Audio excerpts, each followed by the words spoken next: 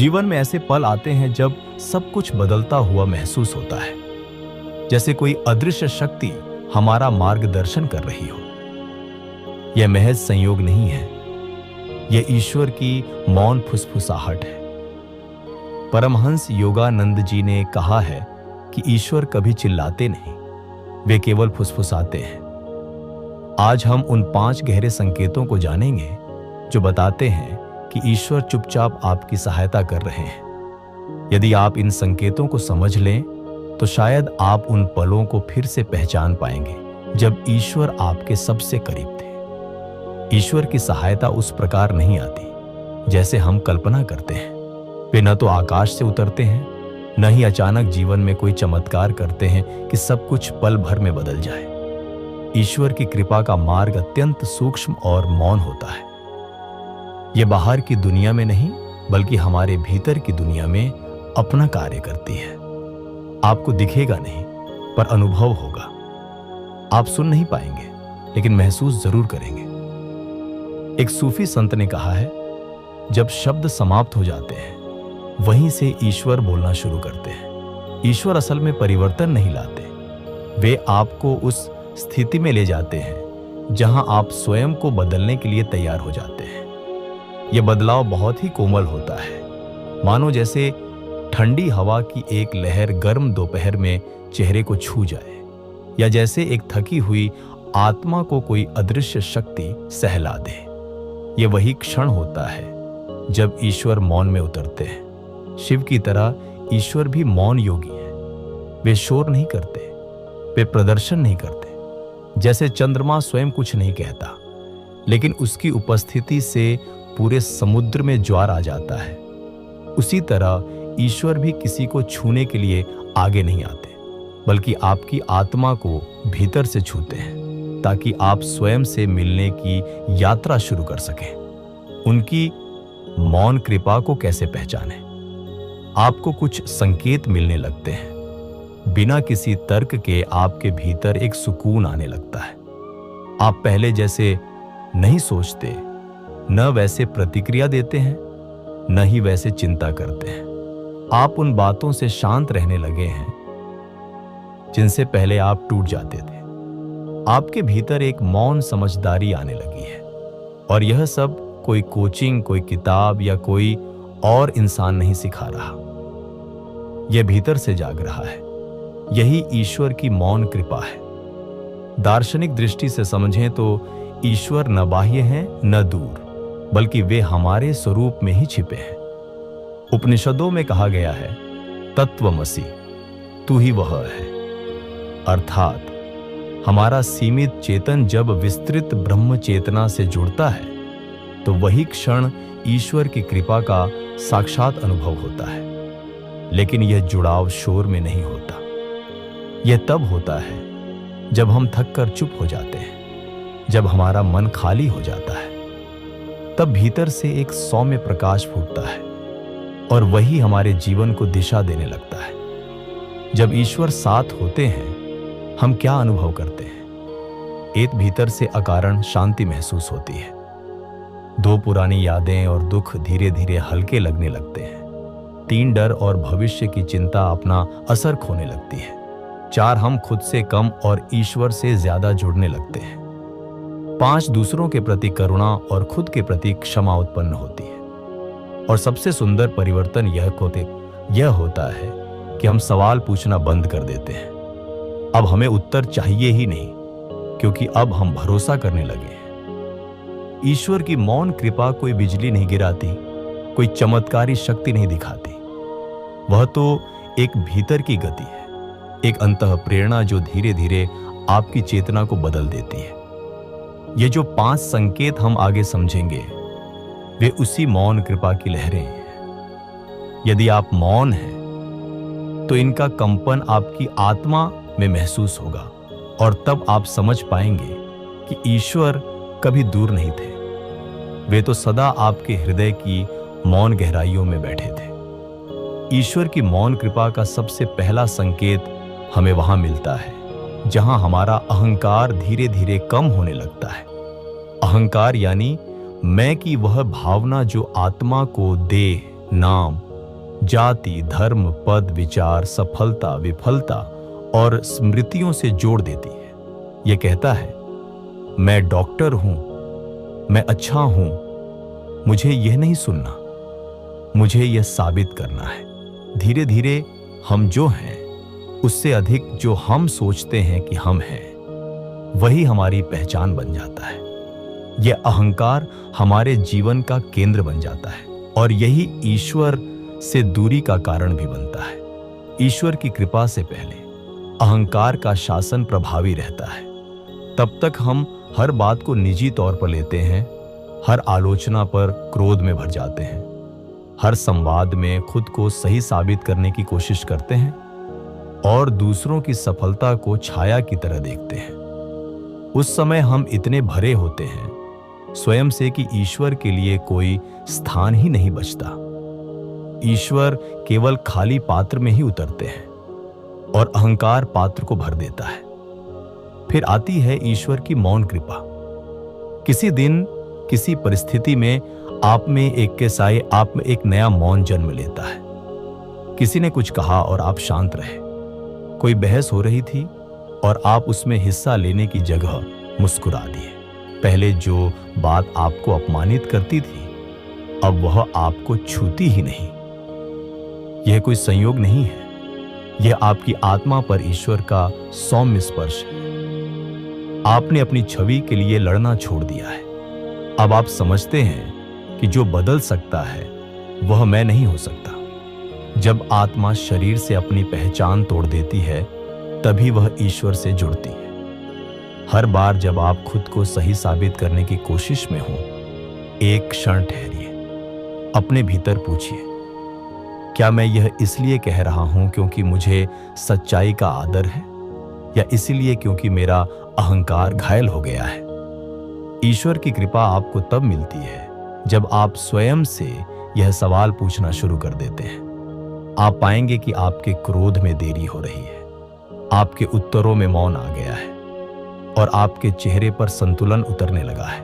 ये सब संकेत हैं कि अहंकार का बुलबुला फूट रहा है और अब आत्मा का प्रकाश निकल रहा है। अब आप प्रतिक्रिया नहीं दे रहे, आप देख रहे हैं। अब आप साबित नहीं कर रहे, आप स्वीकार कर रहे हैं। अब आप लड़ नहीं रहे, आप समर्पण कर रहे हैं। और समर्पण ही वह द्वार है जिसके माध्यम से ईश्वर आपके जीवन में मौन रूप से प्रवेश करते हैं। ईश्वर की मौन कृपा का दूसरा संकेत हमें तब मिलता है जब जो चीजें कभी हमारे जीवन का केंद्र थी, वे अपने आप छूटने लगती हैं, बिना जबरदस्ती के, बिना किसी संघर्ष के। जैसे किसी वृक्ष से पतझड़ में पत्तियां गिर जाती हैं स्वाभाविक रूप से, वैसे ही आपके पुराने मोह, पुरानी इच्छाएं और कुछ गहरे संबंध धीरे धीरे आपसे दूर होने लगते हैं। ईश्वर की कृपा से पहले हम जीवन में बहुत सारी चीजों से चिपके रहते हैं। कुछ व्यक्ति, कुछ इच्छाएं, कुछ आदतें और कुछ यादें।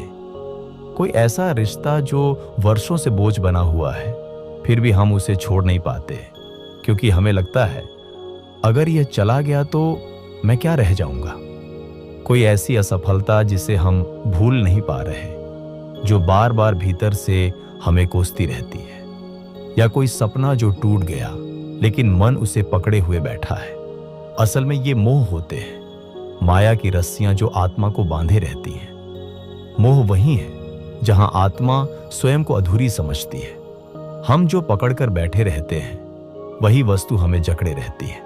जब ईश्वर की मौन कृपा उतरती है, कोई चमत्कार नहीं होता, कोई प्रवचन नहीं, कोई जबरदस्ती नहीं, बस आपका मन अचानक एक दिन उसी चीज को लेकर शांत हो जाता है जिसे लेकर आप कभी पागल थे।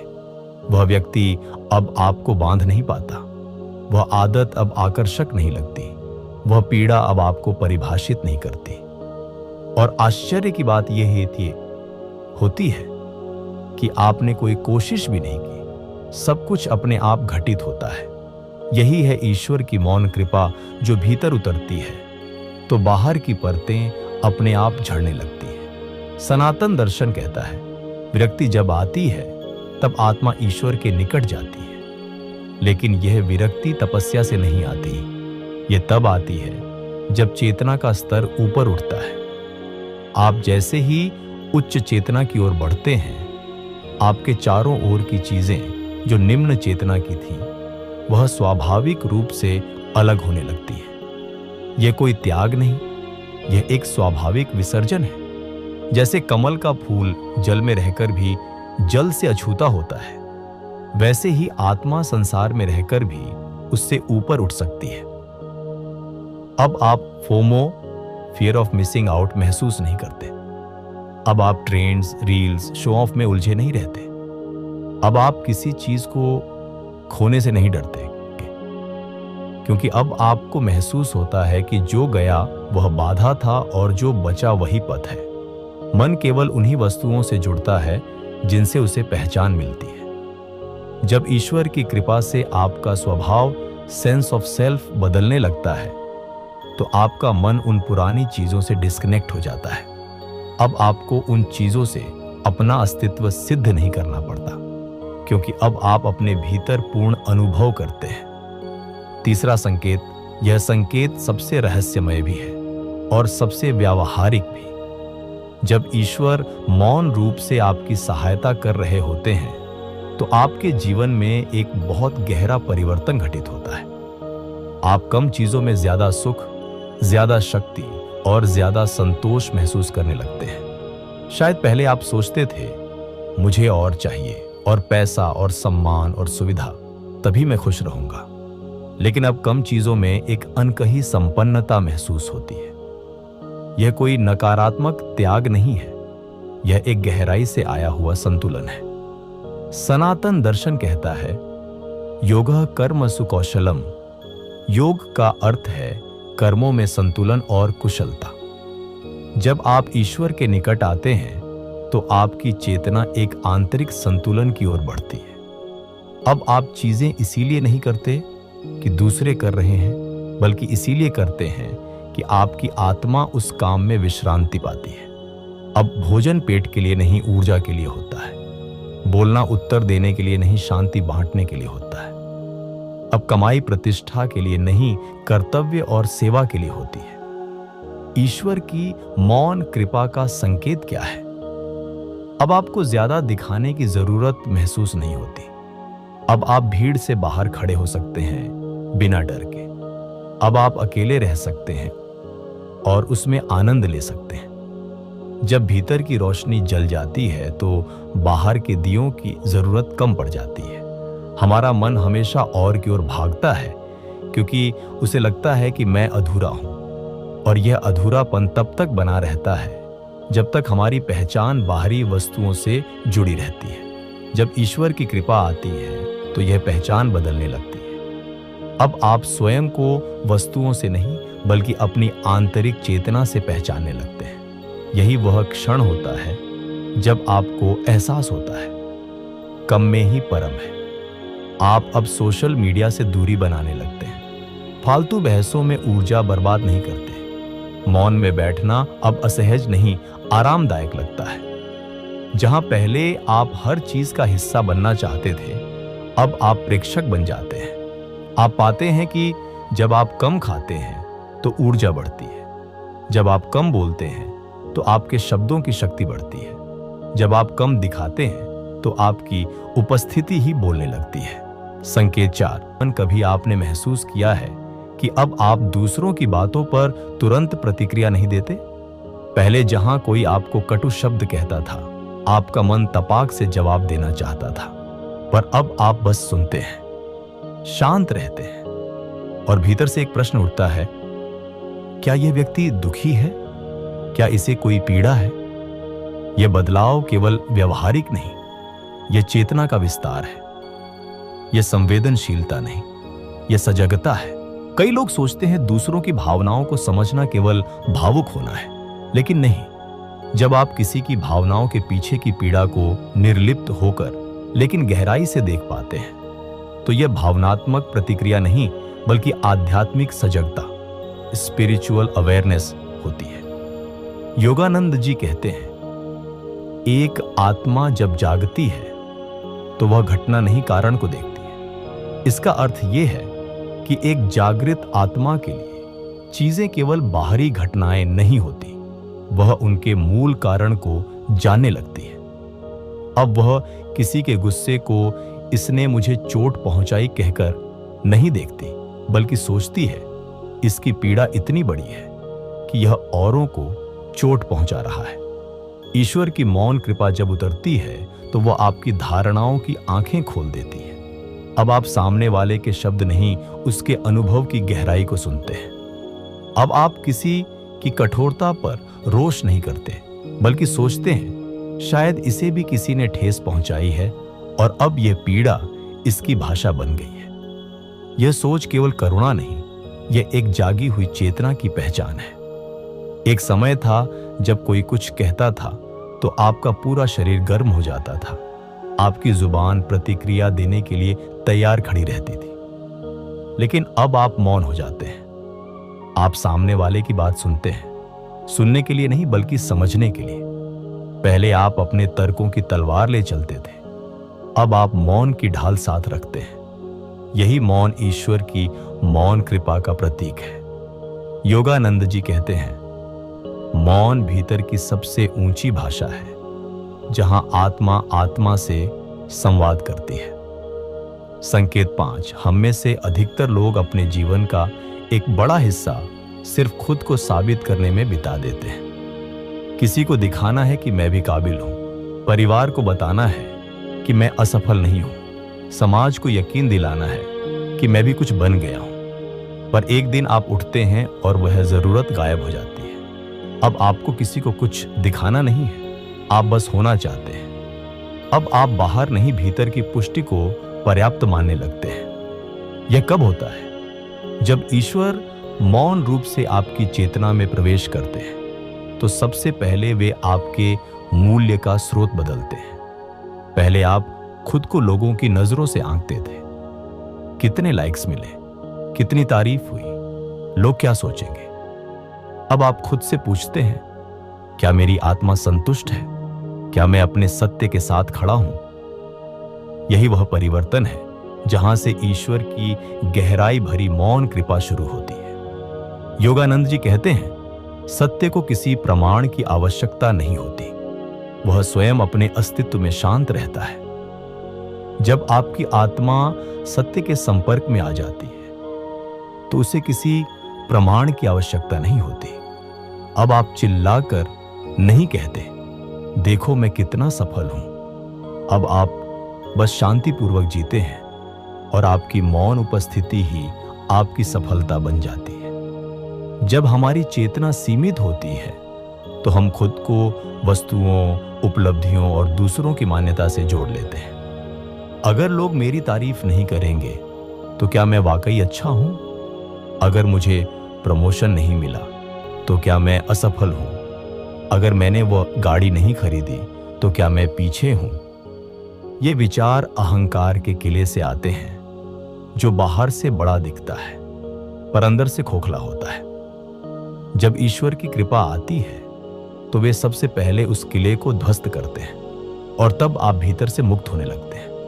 संकेत क्या है? अब आपको हर बात पर अपनी राय नहीं रखनी पड़ती। अब आप बहस नहीं, मौन पसंद करते हैं। अब आप तस्वीरें दिखाने से ज्यादा क्षणों को जीने में विश्वास करते हैं। आप पाते हैं जहां पहले एक लाइक की तलाश थी, अब एक प्रामाणिक मुस्कान काफी है। जहां पहले कोई बात शेयर न करने से फोमो लगता था, अब आप उसे सिर्फ खुद के लिए जीते हैं। आत्म परीक्षण का क्षण, ईश्वर की मौन उपस्थिति। जब अगली बार आप कुछ कहने, दिखाने या करने के लिए उत्सुक हों तो एक क्षण रुकें और मन में पूछें, क्या मैं यह इसलिए कर रहा हूं क्योंकि मैं भीतर से संतुष्ट हूं, या इसलिए ताकि लोग मुझे स्वीकार करें? यदि उत्तर संतुष्टि है तो करें, यदि उत्तर प्रदर्शन है तो मौन रहे, क्योंकि जहां मौन है वहीं आत्मा की उपस्थिति है। तो यदि आज आप महसूस कर रहे हैं कि अब आपको खुद को साबित करने की जरूरत नहीं लगती, आप लोगों की स्वीकृति पर निर्भर नहीं है, आप कम दिखाते हैं और ज्यादा जीते हैं, तो समझिए ईश्वर की मौन कृपा आपके भीतर उतर चुकी है। अब आपकी पहचान प्रमाण से नहीं बल्कि प्रकाश से हो रही है। अब आप दिखने की दौड़ से बाहर निकल आए हैं और होने की शांति में प्रवेश कर चुके हैं। योगानंद जी कहते हैं, जब आत्मा स्वयं को पहचान लेती है तो संसार उसे न पहचान कर भी सम्मान देने लगता है। प्रिय साधकों, ईश्वर की कृपा कोई व्यापार नहीं है जिसे आप कुछ घंटे की पूजा, कुछ मंत्रों की संख्या या कुछ विशेष तिथियों पर अर्जित कर सके। ईश्वर की कृपा किसी मांग का उत्तर नहीं है, बल्कि यह आत्मा की तैयारी का प्रतिफल है। वह तब आती है जब आप भीतर से बदलने लगते हैं। योगानंद जी कहते हैं, ईश्वर आपकी हर प्रार्थना सुनते हैं, लेकिन वे तभी उत्तर देते हैं जब आपकी चेतना उत्तर पाने के योग्य हो जाती है। इसीलिए यदि अब आपका अहंकार शांत हो रहा है, आपको हर बात में खुद को साबित करने की जरूरत महसूस नहीं होती, आप आलोचना को सहजता से ग्रहण कर सकते हैं, तो समझिए अब आप आत्मा के निकट आ रहे हैं। अगर पुराने संबंध, आदतें और यादें जो पहले आपको जकड़े हुए थी अब स्वतः आपसे दूर हो रही हैं, तो यह कोई क्षति नहीं, यह ईश्वर द्वारा किया गया आंतरिक शुद्धिकरण है। यदि अब आप कम चीजों में अधिक संतोष अनुभव कर रहे हैं, तो यह संसार से विमुखता नहीं बल्कि आत्मा की परिपक्वता है। क्योंकि जब आत्मा पूर्ण होने लगती है तब उसे अधिक पाने की लालसा नहीं रह जाती। अगर आपकी सजगता बढ़ रही है, आप लोगों के शब्दों के पीछे की पीड़ा को समझ पा रहे हैं और प्रतिक्रिया की जगह मौन अपनाते हैं, तो यह आपकी चेतना के विस्तारित होने का प्रमाण है। और यदि आप अब स्वयं को प्रमाणित करना छोड़ चुके हैं और केवल परम शांति की खोज में हैं, तो आप संसार के नहीं, अब ईश्वर के चरणों में चल रहे हैं। समझिए, आप अकेले नहीं हैं। आपका यह परिवर्तन महज व्यक्तिगत नहीं है, यह आत्मिक यात्रा का अगला चरण है। आपके भीतर जो बदलाव आ रहे हैं वे ईश्वर की मौन उपस्थिति के प्रतिबिंब हैं। वह आपकी हर चुप्पी में बोल रहे हैं, हर संतुलन में चल रहे हैं, हर त्याग में मुस्कुरा रहे हैं। योगानंद जी कहते हैं, ईश्वर कोई शक्ति नहीं जो आपसे बाहर है, वह तो आपकी चेतना के भीतर का सबसे शुद्ध भाग है। जब वह भाग जागता है तो सारा जीवन दिव्य हो जाता है। यदि ये पांचों संकेत आपके जीवन में धीरे धीरे प्रकट हो रहे हैं तो घबराइए नहीं। यह कोई सामान्य बदलाव नहीं है, यह कोई मनोविज्ञान का खेल नहीं, न ही कोई आदतों की ट्रेनिंग है। यह तो ईश्वर की मौन कृपा का परिणाम है जो आपको उस ओर ले जा रही है जहां आप केवल मैं नहीं रहते बल्कि हम बन जाते हैं, जहां जीवन सेवा बन जाता है और मृत्यु मिलन। यदि आपने इन अनुभवों को जिया है तो कृपया उन्हें टिप्पणी में साझा करें। आपका एक शब्द किसी और आत्मा के लिए ईश्वर का संकेत बन सकता है। परमहंस योगानंद जी कहते हैं, अगर आप सर्वव्यापी चेतना चैनल के साथ जुड़कर नोटिफिकेशन ऑन कर लेते हैं तो आपको हमारे सभी अनुभव सबसे पहले मिलेंगे। और अगर इस यात्रा ने आपको भीतर से छू लिया हो, अगर आपने इस शांति को अपने भीतर उतरते हुए पाया हो, तो इस वीडियो को अपने दोस्तों, परिवार और उन सभी के साथ साझा करें जो किसी मौन कृपा की प्रतीक्षा में है। तब तक के लिए अपने जीवन में मौन को स्थान दें। शब्दों के पार भी कुछ सुनने की कला विकसित करें, क्योंकि ईश्वर शब्दों से नहीं कंपन से उतरते हैं और यह कंपन शांत मन में ही अनुभव किया जा सकता है। आप सब पर ईश्वर की मौन कृपा सदा बनी रहे। आपका जीवन आत्मा की ओर बढ़ता रहे। धन्यवाद।